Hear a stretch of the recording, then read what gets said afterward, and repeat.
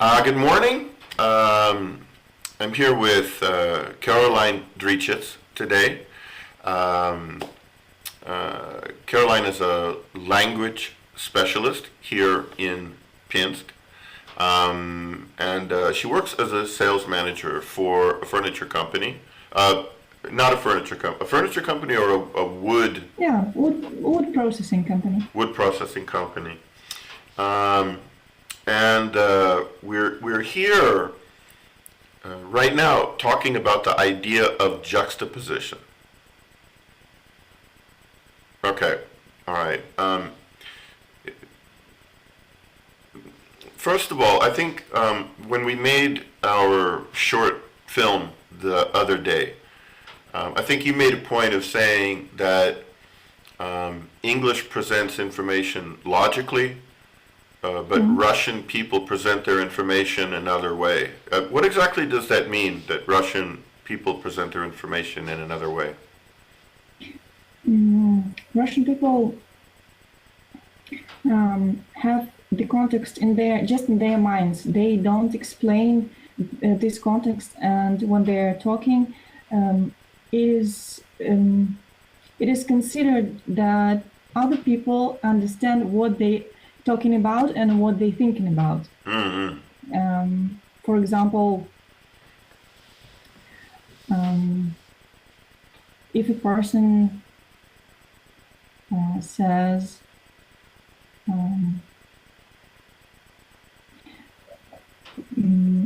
I can help you, but it's just, it doesn't mean that a person wants or he can help you. It means just politeness. Mm-hmm.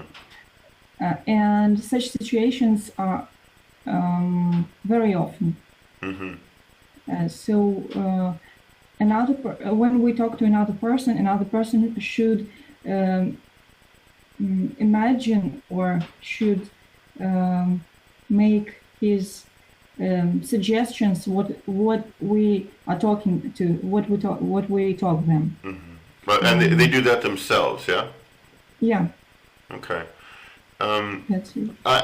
Do you think this connects to the idea of, svой, which I don't know a single word translation for this, but it means part of the group, one of us. It connects somehow to ownership or property somehow. At the svой telephone means this is my telephone or your telephone, or in context. But do you think that this idea of being a part of the group is a giant part of Russian culture and language? Yeah, for sure, because we are socialists. We were born in USSR, and that makes sense because it's in our mentality. We feel like we are part of something. Everyone is part of something big. We are part of big society, and that's why it is represented in our speech. Mm-hmm. So, I've talked about this a lot in practical English. Almost all aspects of English grammar, the articles, the time of the verb, it seems to be almost the exact opposite of what Russian people are expecting. For example, when people learn what I think they officially call the definite article, but we're talking about the, right? And explaining what the means is difficult enough. But the word concretely, concrete, is the translation of definite, Определённый is probably better, but right. But people get this, they are taught this in school. And they say, okay, it means concrete. And I don't think anybody really knows what concrete means. That doesn't have a concrete meaning.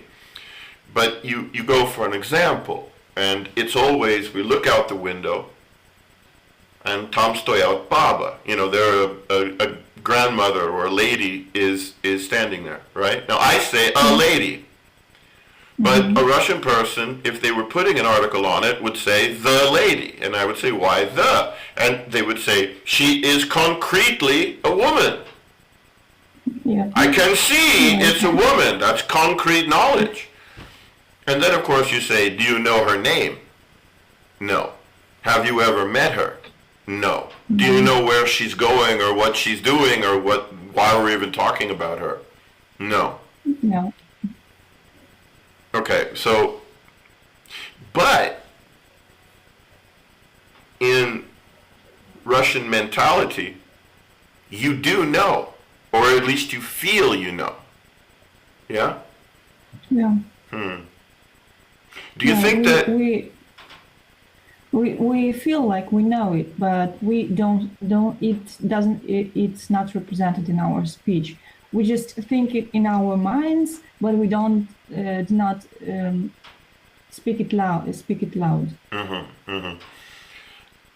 Yeah, I think a better way to say that it's not that you know it, it's that you feel comfortable in not really caring.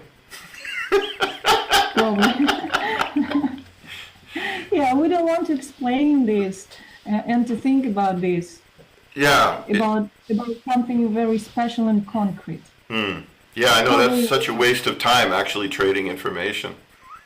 Yeah, we just think in general, not in concrete. Yeah. The idea of juxtaposition, and I don't know if the translation really makes sense or not. I don't know, okay? But the way I understand it is simply that, you know, a lady is standing, you know, at the bus stop. And then if you add any other related information to that, it brings the situation into focus. Even if you say she is going to the store. Okay. Now that second piece of information gets juxtaposed against the first. And it creates this sense of understanding. You know, I've heard like Lukashenko explain how Russian is so much more simple a language than English, which is so complicated, you know, but okay, we understand that. But in a way, if you take that statement as being real, all he's really saying is a Russian person will say something in one sentence.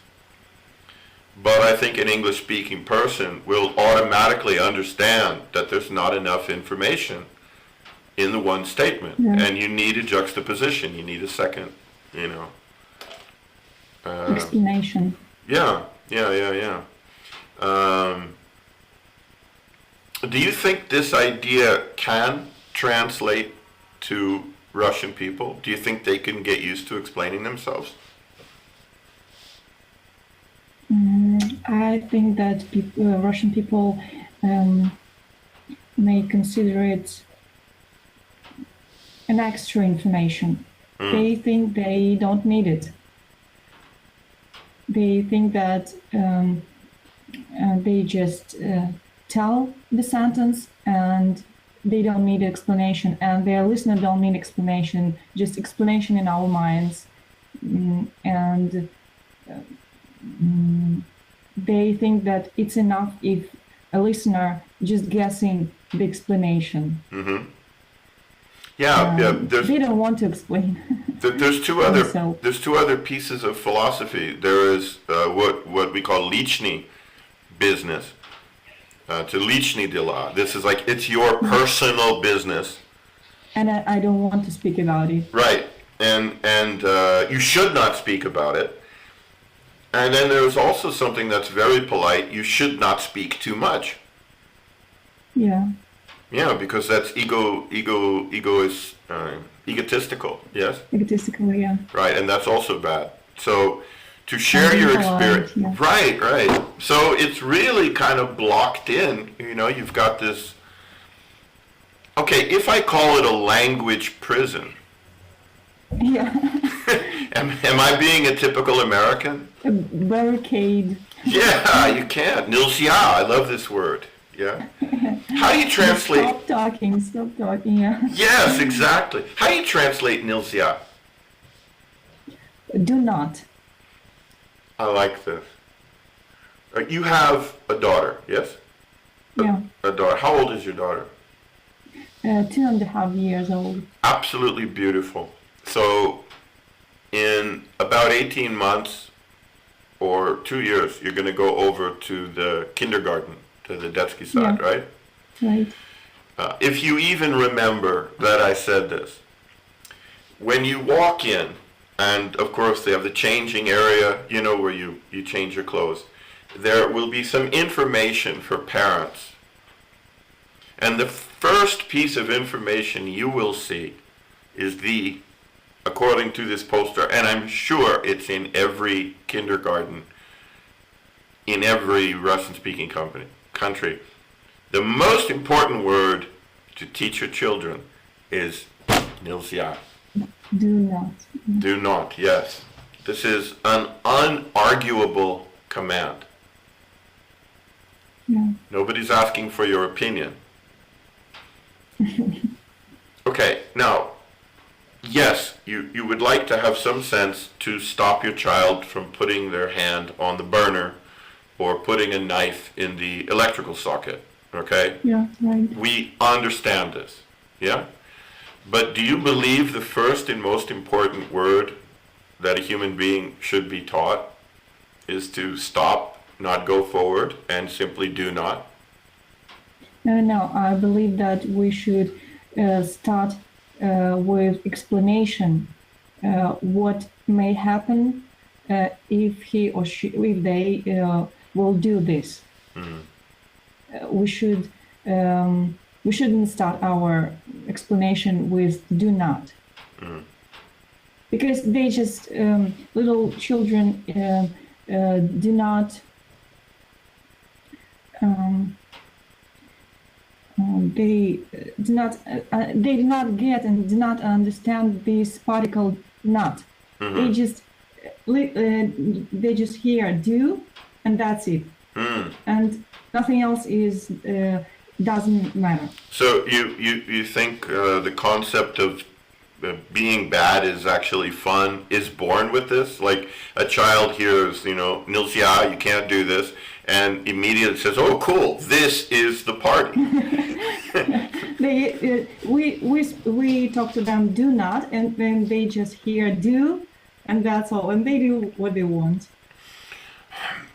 Do you think we should start our explanation with do something better, and they perceive this information and get this information easy and faster.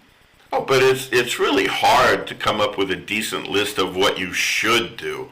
That's a limitless list. I mean, even God theoretically, gave us like 10 things not to do, and like half of those are kind of bureaucratical. Like here's the rules. I'm the one telling you the rules, and I'm the only one giving you the rules, and that's a couple of your rules right there. So it's not even really a rule. So it's not even 10. It's a good solid 6. If you can remember those 6. A guy named Alan Sherman wrote a really funny book a long time ago about coming to grips with modern thought and personal freedoms in the United States. And he decided that even a good solid 6 or 7 laws of God were too much, and that what we need is one law that pretty much everyone can follow. And his suggestion was, do not put 30 tennis balls in the toilet.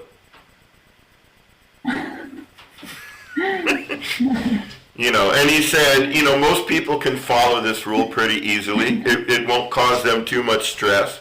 But sometimes life has got you down, you're feeling a little lonely, you're not getting what you want. So you sneak into the toilet, you drop 5 or 6 tennis balls in there just to be a bad boy. And then there's serious sinners who were going up 25, 26, and just, laughing, showing their finger at the ceiling. But he said, that would be a good rule, Yeah. People go to court, and on the 6th of June, subject put 37 tennis balls in the toilet, causing a major obstruction in the plumbing system of the apartment building, raining excrement on all people living below the 6th floor. Why did you do this, sir? Mama сказала нельзя.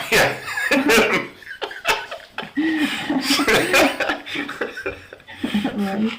Oh man. And I wanted to try. Okay. So listen, let me switch the subject. I hit you with a food combination. And I just want to say I really like this food combination. Chocolate and hot peppers and chili peppers. I've never tried it before. Okay. Do you have a sense of don't do it? Do you have like a feeling like that's not food or that's really I have all these Russian words in my head that this is a thing you should be really negative. It's wrong. That's the word I'm looking for. Yeah. I feel that in my mind there is a stereotype that such food like hot pepper and chocolate that is sweet cannot be combined. Just a stereotype, and I don't know what, and that's why I don't want to try, and that's why I haven't tried before. Mm-hmm. Why? Well, first of all, do you like spicy food? Spicy food is hitting us, and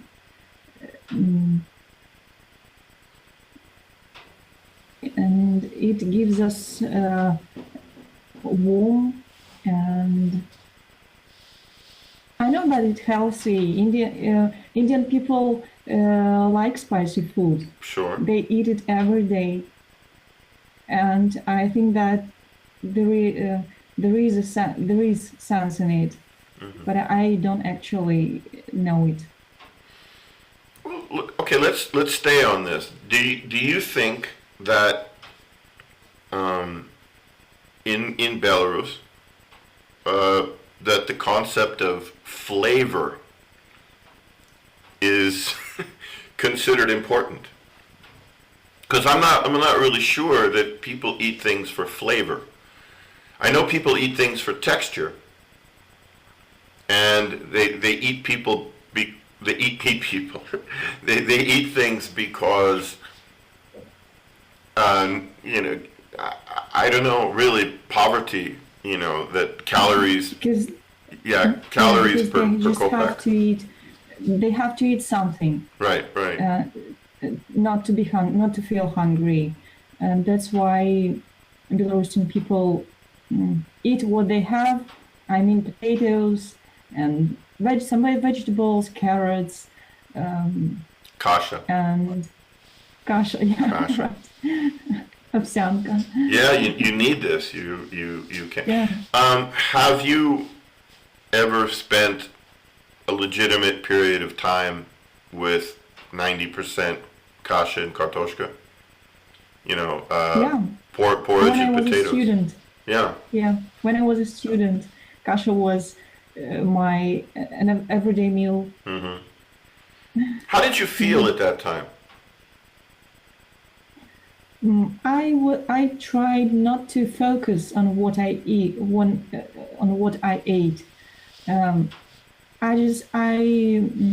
knew that I had to eat something, and I had to get energy to do my homeworks and to go to the university, and that's why I ate what I had, what I could afford to myself. Yeah. A friend of mine explained that when he was university, they had there was no money, there was nothing, there was no money for anything, but they had money for vodka, but he said that what they would do is instead of taking a piece of bread, you take a shot of vodka and then you smell the bread to get the pain of the cheap-ass vodka out of your life. They would smell themselves or each other, just to just something that didn't cost any money. I don't know. Here's the thing that again, I'm not okay. I am an American, okay, and this is not a question of wealth. Although obviously, if you're an American, you have money to go to restaurants. You try. It's a multicultural. We understand that. But just taking that all by itself, yes, India, yes, China, maybe not Canada, but, South America, African cultures, of course. I did mention all of Asia, that the concept of eating very inexpensive foods, very simple meats and vegetables is the basis of this, right? Noodles is bread. We all understand that, or bread. So it's basically not a gigantic difference but they make up the difference in the lack of, vitamin quality, I would say, or, genuine nutritional value with flavor. Yeah.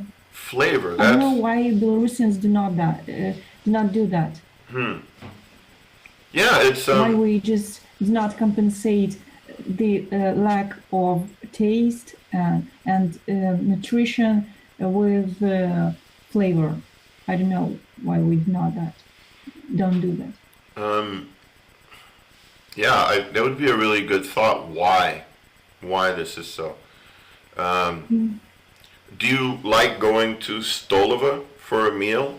Simple first, second, soup, kartoshka, cutlet. Do you like this sort of basic food stuff?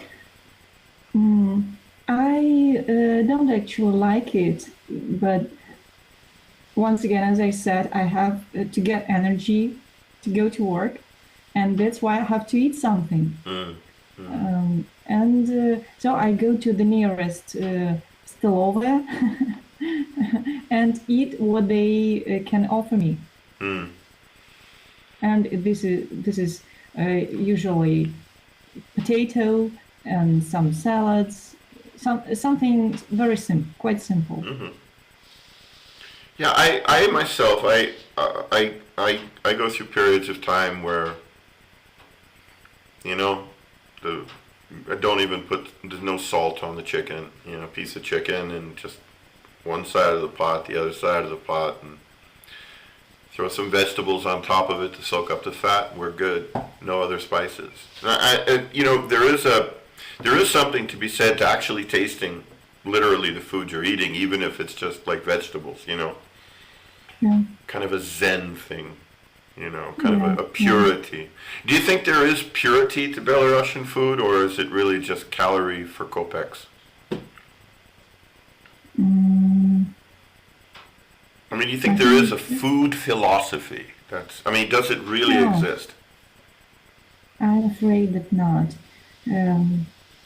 I think that Belarusian people do not have food philosophy. I don't know, it's my personal opinion. Maybe because I'm not a big fan of food. So I think that we don't have such food philosophy, food culture. Do you think that connects specifically to money?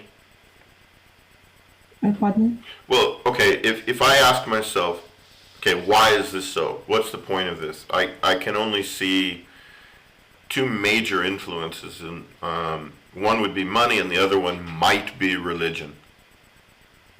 Yeah, probably. Yeah, the Russian Orthodox Church is very strict about self-deprivation, everything should be simple. Our houses, our clothes, our food. Yeah. And this is either, again, this was, it's a chicken and the egg. Is this because of the idea of the Soviet man, or is the idea of the Soviet man following the idea of the Orthodox Church, you know? But it's also from, you know, communism, a holdback, that egotism is wrong.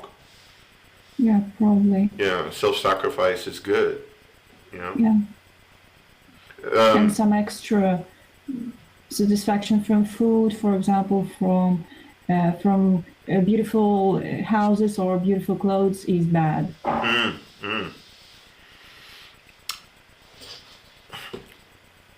But how do you do this in the day of in the age of the internet and television and color films? And I mean, I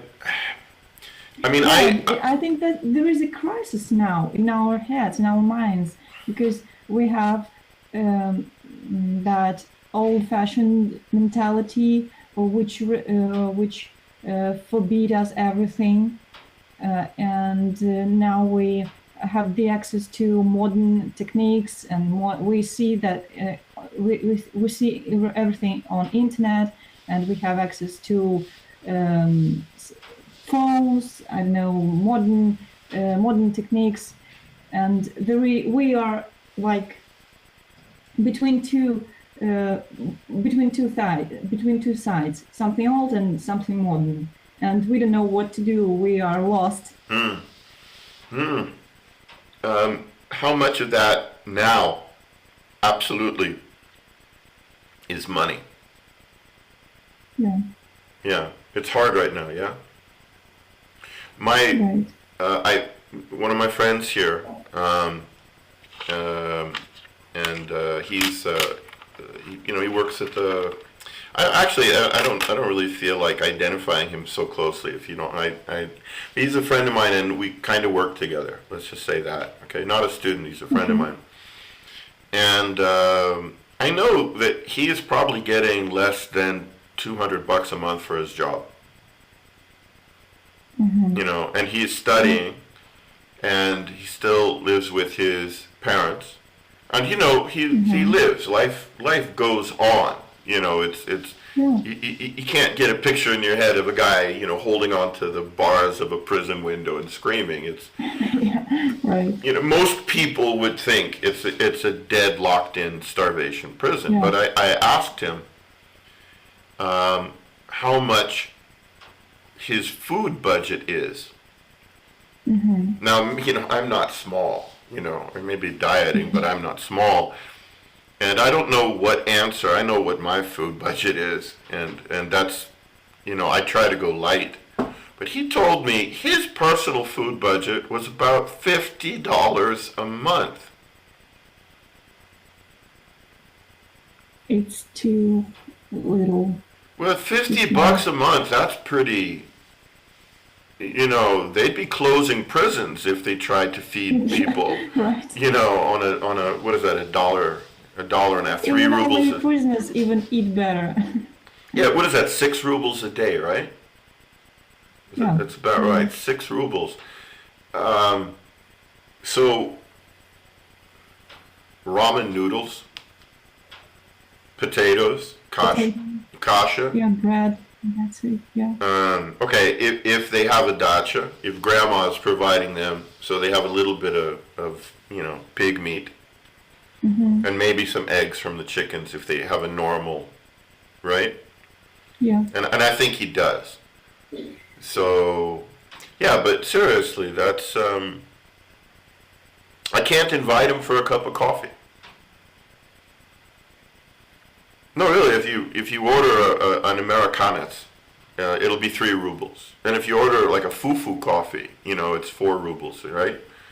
Right. Okay, so would you like to have a cup of coffee with me? Sure, Adam. I will spend 50% of my daily food budget so I can sit at a table across from you. Yeah. Yes, that would be fun. Let's do that, shall we? Yes. And I will be hungry the rest of the day. Yeah, it's not a problem. I'll just, I just won't eat breakfast or lunch so I can have that cup of coffee with you. Good cup of coffee. Yeah. Right. So I don't know. What what can you do about that? I mean, can you make a change in some way? Can you show people that something like chocolate and hot peppers is not really strange? It's actually simply kind of a delight to the senses. You know, that the sweet of the chocolate and the chocolatey taste, and it's cut with a little bit of spice, and it's kind of an exciting thing. And a lot of chefs like sweet and spicy these days, you know, as a go-to idea, right? Do you think the situation should change, should adapt, or do you think that it's just not in the character? You know, you do what you do. Yeah, it should be. And probably someday we will come to it, that it's normal, such combines in these changes. Maybe there will be a person who will show us and who will explain to us that it's normal. We get I'm going to get in trouble for this. Yes, you get a tall, blonde, white guy with a beard, a chef's hat, you know, a cleaver, cutting board, you know, and, you know, he's like, the important thing, people, yes, the important thing is the 4 basic ideas of spices, you know. Yeah, you know, it's fun, but there are some people, they, I don't know, we are afraid of changes. So we just follow the rules, and maybe they are bad for us or inconvenient for us, uncomfortable for us, but we just follow it, and it's in our mentality. I don't know, we are very obedient. Yeah. Do you think that, I'm just listening to what you say, do you think that the important word in this sentence is we? Do you think that the self-deprivation, the lack of egotism, the selflessness, the self-sacrifice is the most important component in continuing the idea of we? Yeah. Do you think there's great satisfaction from we? Yeah, because we like to feel that we are the whole. We are parts of the whole. We are not so private as, for example, Americans are. We like that unity.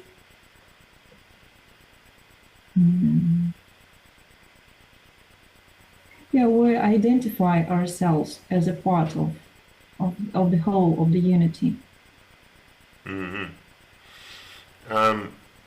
I agree. The word you used about Americans is like more individual. Yeah. You know, I think the word alone, you know, that they see themselves not as a part of a group, but as an I. Yeah. I am individual. Yes. Yeah.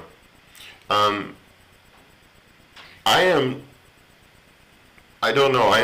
I'm obviously, I've been here for a really long time, but I'll be honest with you, it's very difficult for me to think we.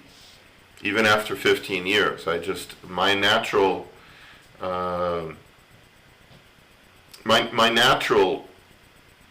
movement is to, you know, worry about myself. Yeah. You know. And it's okay. It's in your nature. Yeah, no, I don't feel particularly bad about it, you know.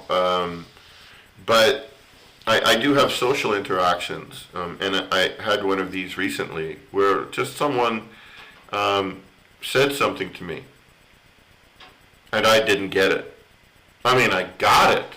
I understood what they were saying, but I didn't have an automatic known response for it. I personally thought about it. Really? To me, it was a complex invitation. Mm-hmm. And you know, it really, like, a long time went by when we just didn't understand each other. You know, they didn't understand why I didn't just, you know, do what I was supposed to do. Yeah. And they didn't understand that I didn't know what I was supposed to do because I'm not fulfilling that role, you know, whatever they wanted from me. I'm being really... Their expectations. Yeah, whatever expectations they had, I don't know why I would be, you know, why me? And really, that's the linguistics of the problem. Why me? You know, I don't really think I'm the best choice for the job, you know. Why me? Can you explain it to me? Can I have some juxtaposition? Can I get a second sentence, you know?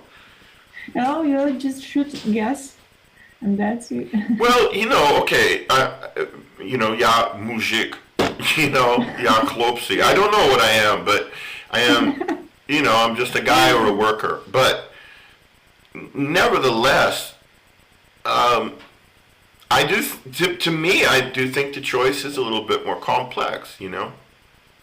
And it goes back the other way, like people call me, they want to do lessons, and I say, good, we have to talk for about 20 minutes. And they say, why do we have to talk for 20 minutes? I said I wanted to sign up. And I said, well, don't you want to know what you're signing up for? No, we know you teach English, right? I said, well, yeah, I teach English, but I'm not a school teacher. Do you understand? You know, it's not 32 weeks and 3 lessons a week. There's no bureaucracy here. Don't you understand? It's different. Okay. Well, don't you want to know what's different? I mean, what if this doesn't jibe with you? Yeah. And then they say, what does it cost? Because that's the only thing that jibes, right? That's the main question. Yeah, I know. And so and so there is a great division in the world, you know. You know, because they ask this question because they have to shrink their everyday meal budget. That's right. To go to lessons. Right. So basically, I am, you know, literally 2 less packages of ramen that they can consume. And that's a lot of noodles. You know, I mean, you know, it's like how many potatoes? I mean, I'm sure they have a vision of the bag of potatoes, you know, in the podval. And they just see, you know, oh, man. Exactly this. Oh, man, we can't. Oh, how many potatoes? Can we pay you in potatoes? No. No. Yeah. So it's a plus and a minus. Okay, just one more thing before we get out of here. Okay. So we are reading an interesting book, yeah? Yeah. Okay. And the book is a juxtaposition, use that, our favorite word again, of romance and sex against religion. Yeah. First thing I wanna ask you is, why are romance books important? I believe that romance books are important because our lives are rough enough and they don't have any romance. They only have strict rules that we follow, and that's why we want to feel this romance. We want to get this at least from books.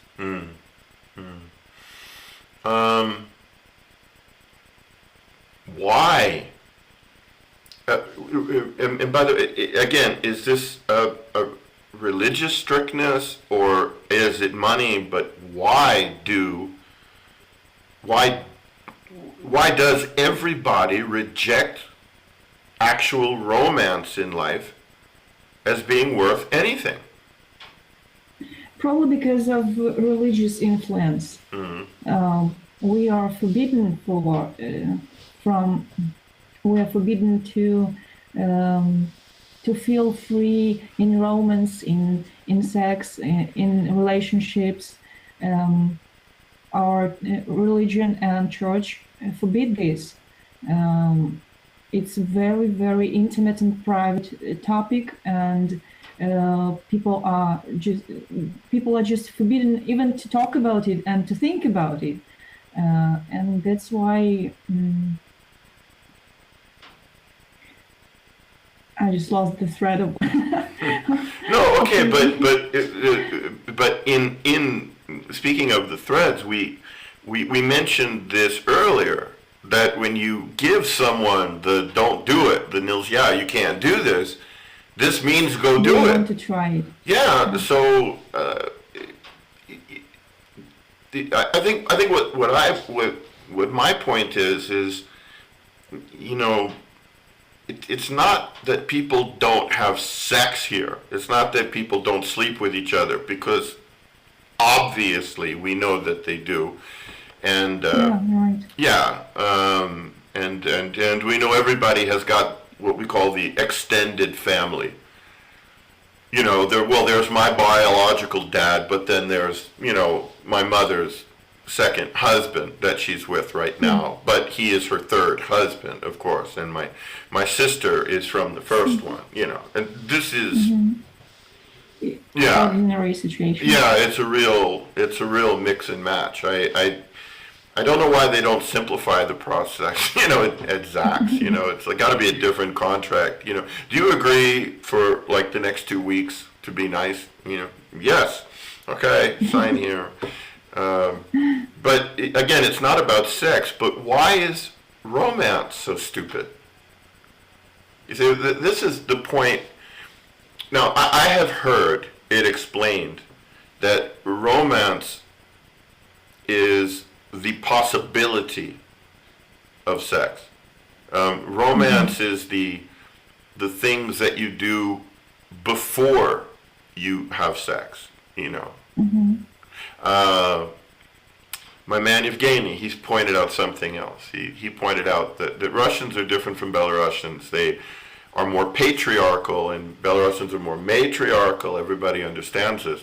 But he thinks it's funny as hell that, and again, this is not a romantic way to say this, but when Belarusian boys want to have sex, they put on their nice clothes and they buy flowers and they walk slowly with their women, you know, they put their arm around their waist and they treat them like delicate flowers. And he thinks this is so funny, you know, because, you know, he's Russian, so a bottle of vodka and a lada, this is enough. This is enough to get your meaning across, you know. No, ladna, and yeah, there you go. It's enough, you know. You'll be at Zax in 3 weeks. You'll be getting married. Okay, I'm going off here on like another comedy jam. But why is the romance so nilzya? Why is the romance so not allowed? Why does it have to be stupid? As you said, romance is something that comes before sex, and sex is forbidden by religion between people who are not wife and husband, and that's why it's forbidden also.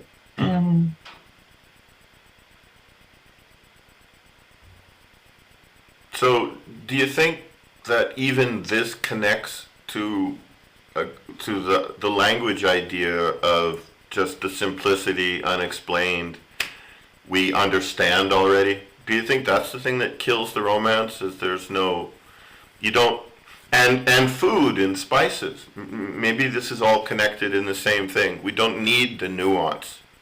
We understand the basic idea, you know. We understand the svoi idea. That's not hard to figure out. All of this nuance is what's driving us crazy. We don't care about that. Yeah. You think so? Yeah, right.